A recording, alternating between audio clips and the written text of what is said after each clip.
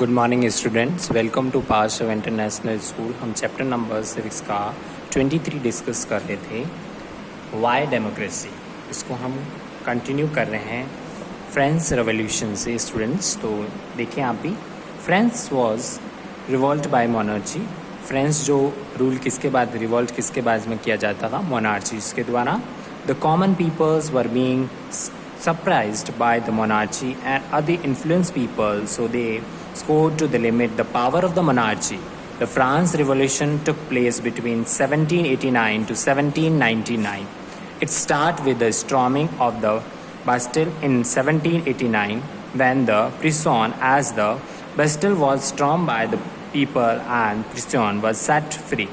Only 7 prisons was found in the Bastille, and when it was stormed in 1789, the latter King Louis XVI, the King France was eschewed in 1793. The monarchy was replaced by the Republican from the government. The Declaration of the Right of Man and Citizen gave the people the right of the liberty and equality and the fraternity. मतलब कि क्या उनको क्या दिया था? Declaration of the rights of the man उनको बताया गया था। The citizens, the given by the peoples and the right of the liberty and equality of the federalism, उनको अलग अलग डिस्कस करने के लिए बताया गया था। उसके बाद में स्टूडेंट है practices parts in the south Africa. The world apart means apartness in the South Africa when the white peoples followed by the policy radical discriminates called the apartheid. Under this, the black and the colored and Indian peoples are not allowed to vote in the elections. मतलब कि जो Indian peoples थे उनको vote देने के लिए allowed नहीं करते थे, and they were discriminated and limited in the use of the civics and the rights. These peoples were suppressed in almost all the walks of the life. They were not allowed to even use the parks and roads meant for the white peoples. मतलब कि meet from the white peoples, उनको क्या use नहीं, जो parks वगैरह थे, roads वगैरह उनको यूज़ करने नहीं दी जाती थी. The apartheid movement start in 1976 when the young boys named Hector Pitson and protested against the discriminatory language policy of the white. He was the badly shot dead. At this, the people rose in revolt. The people had undertaken a long struggle for equality under the leadership of Nelson Mandela.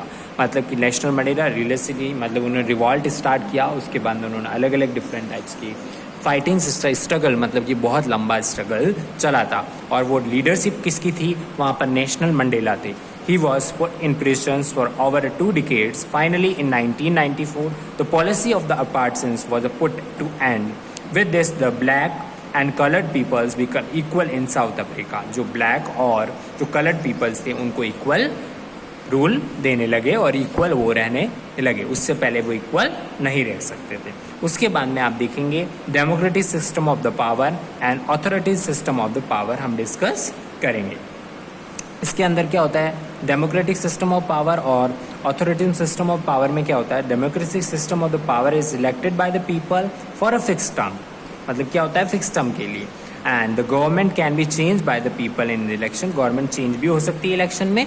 पर authorise के अंदर क्या होता है? The system of the power execute hold the power by the force and its can not be change by the peoples. ये क्या होता है? पीपल्स के द्वारा चेंज, रिप्रेजेंटेटिव के बारे में चेंज नहीं कर सकते। Democratic system of power is answerable to the people. So all the citizen actions मतलब कि आंसरेबल होती है, इसके अंदर नॉट आंसरेबल्स होते हैं। The citizens are give certain basic and fundamental rights and liberties under the democratic system of the power.